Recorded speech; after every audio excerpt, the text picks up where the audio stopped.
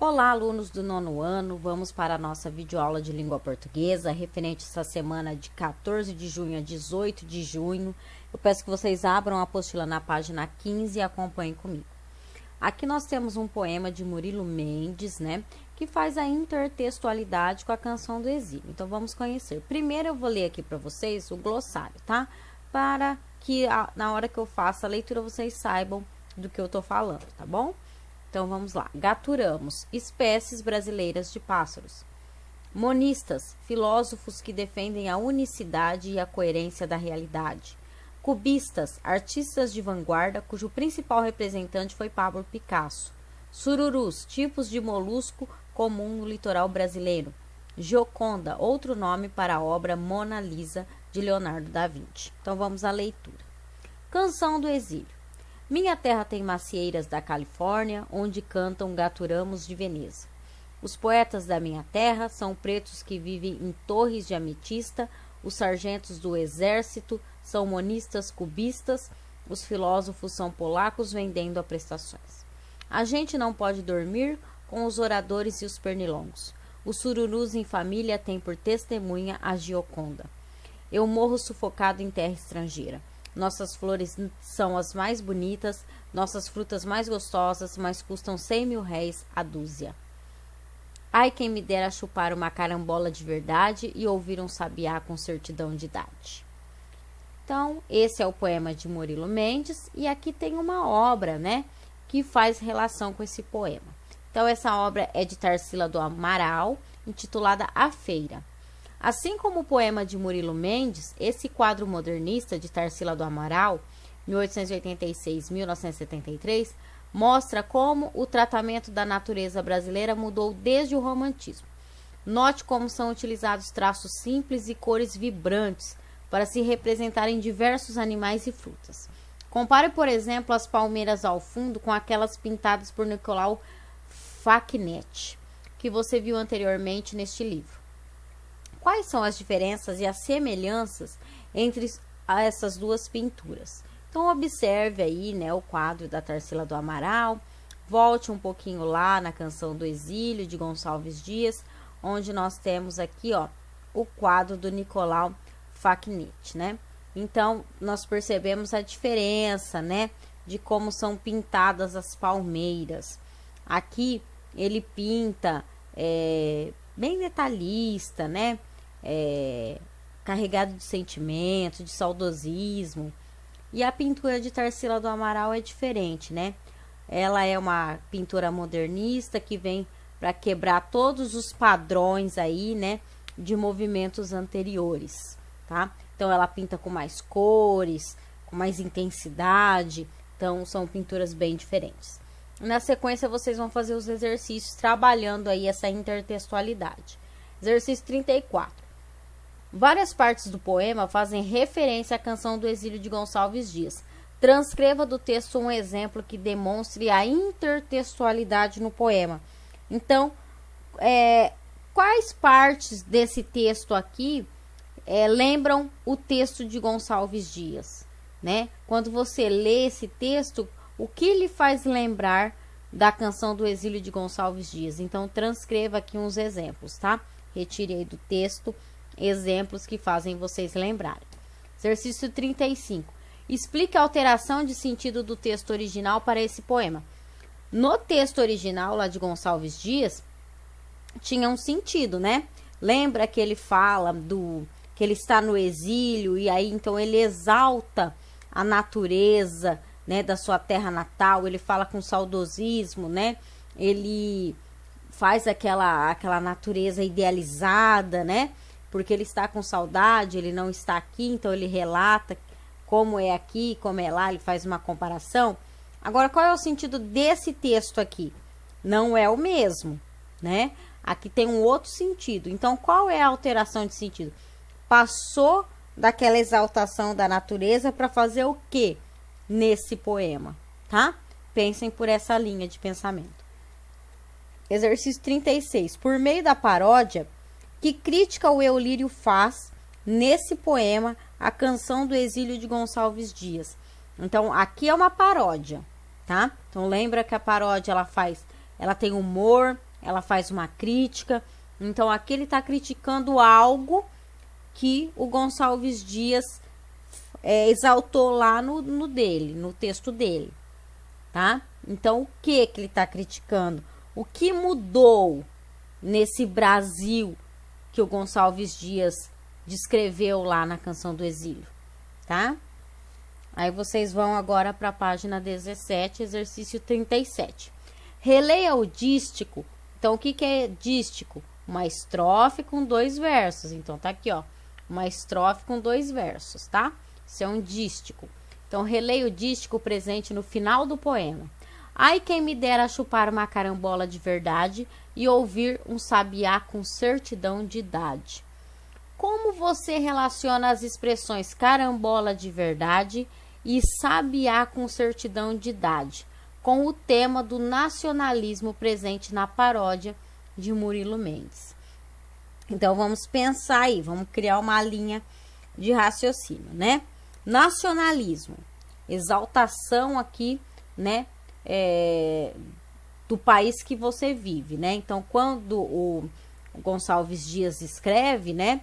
Ele usa lá o nacionalismo, ele exalta a natureza do Brasil, certo? Agora aqui ele fala de carambola de verdade e sabiá com certidão de identidade. Então, tenta fazer uma relação. Pesquisem aí carambola, vejam se carambola é uma fruta típica brasileira, tá? Existe sabiá com certidão de idade? Né? Então, o que ele faz? Qual que é a relação desses itens, tá? E pensando lá também no texto de Gonçalves Dias, tá? Então, sigam essa linha aí de pensamento. Então, vamos conhecer aqui a vida de Murilo Mendes. Leia a biografia de Murilo Mendes. Murilo Monteiro Mendes, Juiz de Fora, Minas Gerais, 1901, Lisboa, Portugal, 1975, poeta, prosador e crítico de artes plásticas.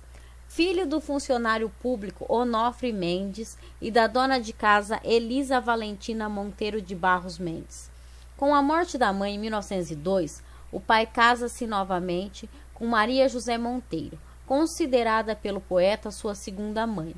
Aos 16 anos, foge do colégio para assistir no Rio de Janeiro a apresentação do bailarino e coreógrafo russo Vaslav Nijinsky, 1890-1950.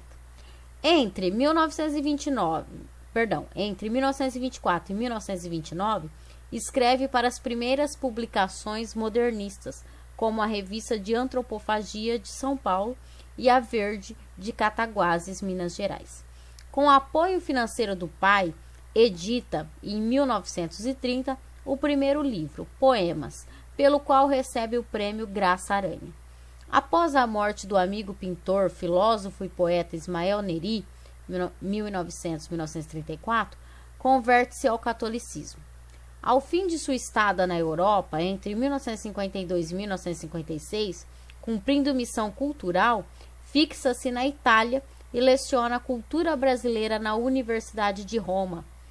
Seu apartamento, na Via del Consolato 6, no centro da capital italiana, torna-se ponto de referência para escritores e artistas plásticos europeus, que o ajudam a formar um importante acervo de arte contemporânea, hoje pertencente ao Museu de Arte Murilo Mendes, o MAMM, em Juiz de Fora, Minas Gerais. Entre as obras encontradas na coleção de arte reunida por Murilo Mendes, a qual hoje pertence ao museu que leva seu nome, está esse retrato do poeta, pintado por Alberto da Veiga Guignard, 1896-1963, importante modernista brasileiro. Então tá aqui a obra, né, que pintou Murilo Mendes. O exercício 38.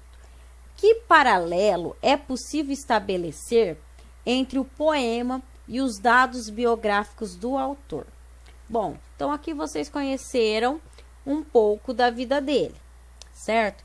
Que relação eu poderia fazer com o poema escrito por ele, tá? Então vocês vão pensar aí por um caminho, né? O poema dele, o primeiro livro dele, né? Poemas, tá falando aqui, ó, né? Que ele escreveu, seu primeiro livro aqui, Poemas, ó. Então, em 1930.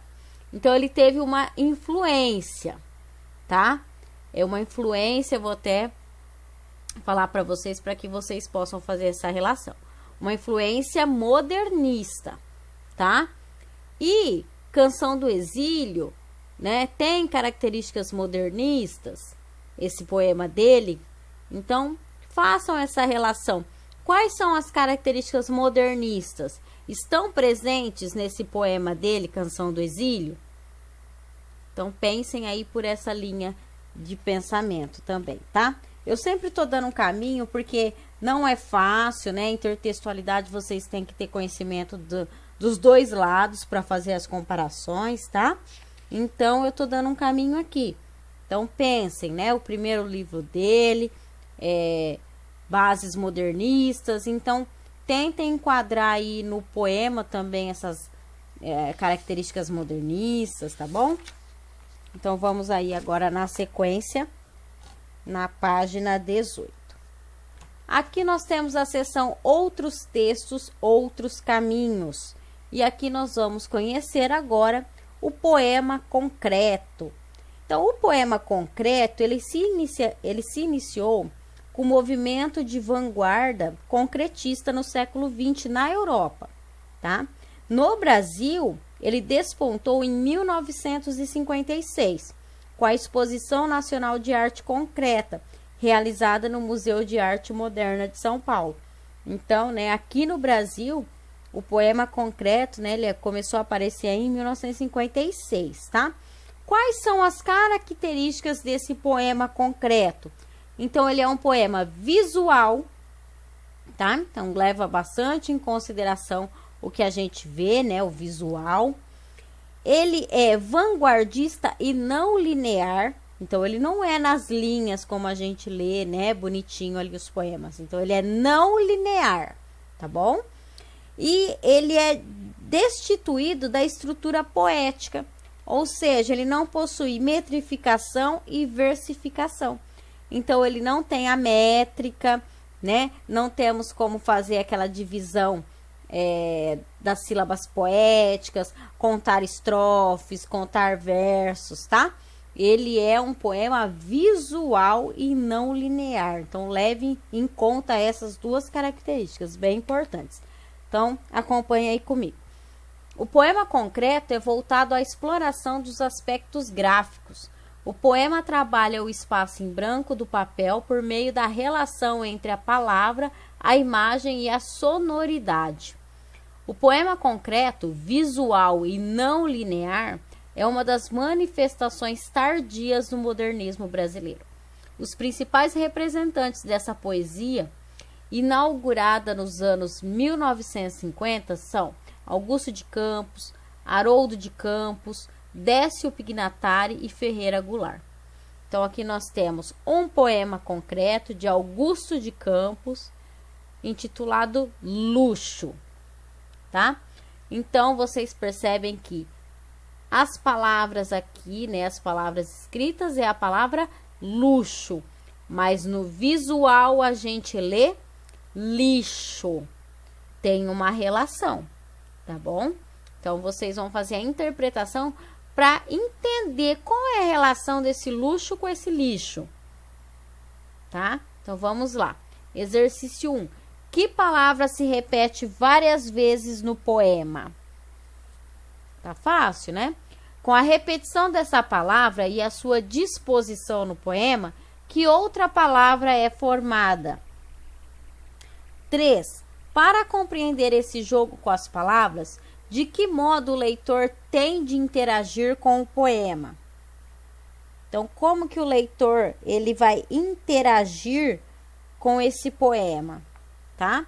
De perto a gente vai ler luxo, mas como que a gente vai enxergar lixo? De que forma que nós vamos interagir com esse poema, se ele é visual? 4. Quais figuras de linguagem é possível reconhecer nesse poema?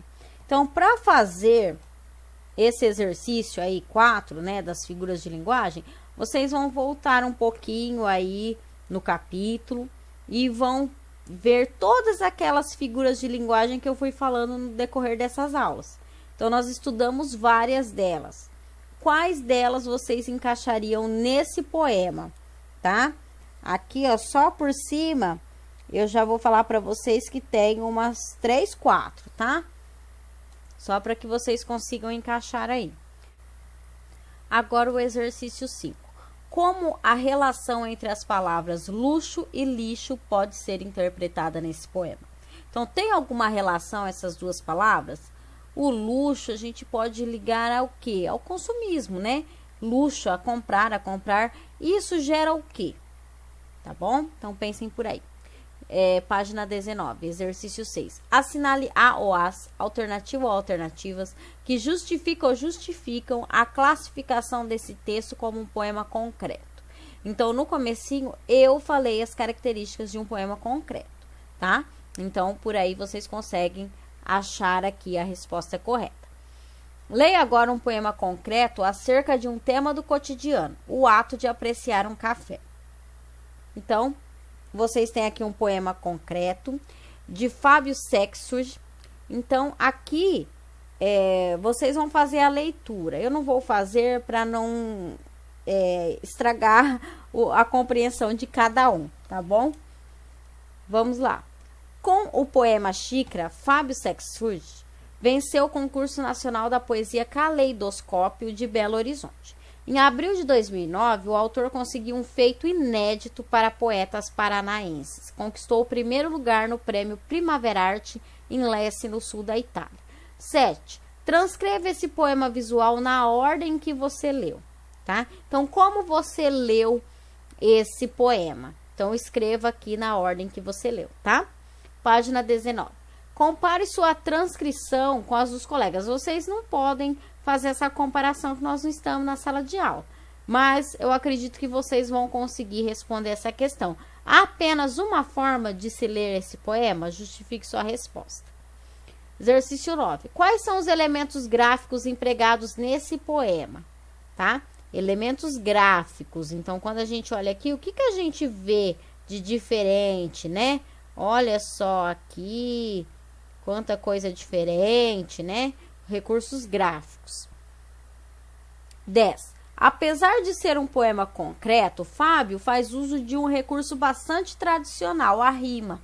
Aponte alguns exemplos e identifique se as rimas são ricas ou pobres.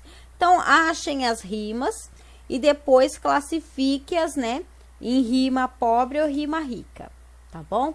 Primeiro vocês olhem elas, depois vocês já separam, aí colocam rimas pobres, aí coloca na frente os parezinhos de rima. Rimas ricas, aí coloque os parezinhos de rimas ricas. Lembrando, né? Rimas ricas são quando a gente faz a rima entre palavras de classes gramaticais diferentes. E as rimas pobres, quando fazemos a rima com palavras de classes gramaticais iguais, tá? Aí, exercício 11. Quanto à forma, faça um comparativo entre o poema tradicional e o poema concreto, tá? Então, vocês vão colocar lá. Por exemplo, vamos fazer, vou dar só uma dica, né? Depois vocês vão procurar mais coisas para comparar, né? Estrofe, versos, né? O que tem de diferente em um e no outro? Tá? Sonoridade, então tudo isso vocês podem estar usando para fazer essa comparação, ok? Então, aí depois da página 20, vocês vão lá para a página 26, tá? Na seção O que aprendi. Então, aqui, ó, página 26, O que aprendi. Então, vocês vão responder na própria apostila mesmo, essa não vai ser uma atividade avaliativa, tá? Isso aqui é uma atividade normal que vocês vão estar respondendo aí. Então, vocês têm mais um poema aqui, leia o poema a seguir e responda as questões. Então, ó, Juca Pirama. Então, vocês vão ler o poema e aí vão fazer a interpretação, tá? Então, vocês têm aqui, ó, A, B e C na questão 1. Depois, na questão 2, vocês têm outro poema, A, B e C para responder, tá bom? Então, nessa semana, são esses os exercícios que estamos pedindo que vocês façam. E aí na semana que vem eu trago a correção e a explicação de cada um, ok? Então até a próxima, um beijo, tchau!